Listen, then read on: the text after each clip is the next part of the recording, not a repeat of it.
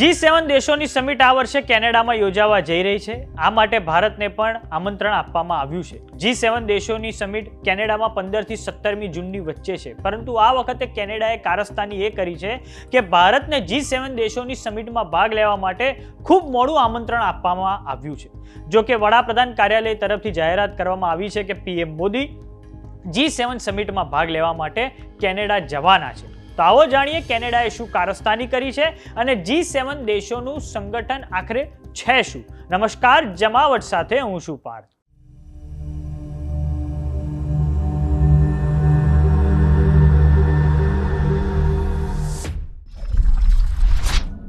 થોડાક સમય પહેલા જ ભારત ચોથી મોટી અર્થવ્યવસ્થા બનીને ઉભર્યું છે.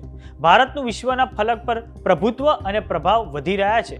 ભારતને 2019થી G7 માટે નિયમિતપણે આમંત્રણ આપવામાં આવે છે. આ વર્ષે G7 દેશોની સમિટે કેનેડાના આલ્બર્ટા રાજ્યના કાનાનાકીસ શહેરમાં આયોજિત કરવામાં આવી છે.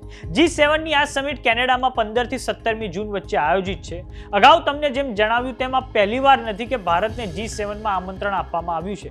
2019થી જે રીતે ભારતના અર્થતંત્રનું કદ વધી રહ્યું છે તે પછી આપણને દર વર્ષે દુનિયાના સૌથી 7 તાકાતવર દેશો આમંત્રિત કરે છે. આ વખતે કેનેડાએ એક કારસ્તાની કરી છે કે તેમણે આપણને એક અઠવાડિયા મોડું આમંત્રણ આપ્યું છે. તે પાછળનું કારણ એ બહાર આવ્યું છે કે ખાલિસ્તાની અલગાવવાદી સંગઠનોનું કેનેડાની નવી સરકાર જે માર્ક કાર્નીના નેતૃત્વમાં બની છે તેમની પર ખૂબ મોટું દબાણ હતું. ભારત અને કેનેડાના સંબંધો કેનેડિયન PM જસ્ટિન ટ્રુડોના સમયમાં ખાલિસ્તાનના મુદ્દાને લઈને ખૂબ જ નિમ્ન સ્તરે પહોંચી ગયા હતા. જો કે હવે ખબર આવી છે કે વડાપ્રધાન નરેન્દ્ર મોદી કેનેડામાં આયોજિત G7 સમિટમાં ભાગ લેશે.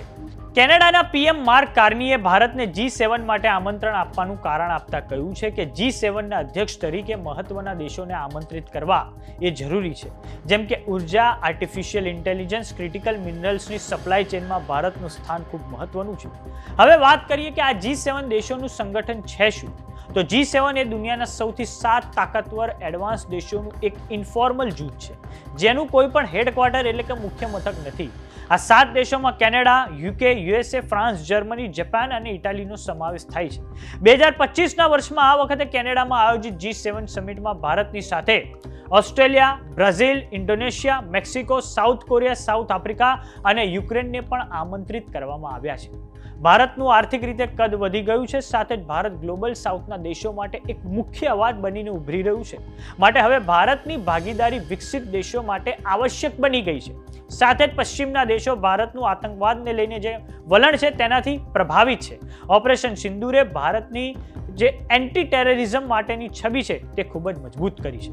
તો કેવો લાગ્યો અમારો વિડીયો G7 પર અમને કોમેન્ટ બોક્સમાં લખીને જરૂર જણાવો. જો તમે અમને YouTube પર જોઈ રહ્યા તો સબસ્ક્રાઇબ કરો. જો તમે અમને Instagram અને Facebook પર જોઈ રહ્યા તો ફોલો કરો. નમસ્કાર.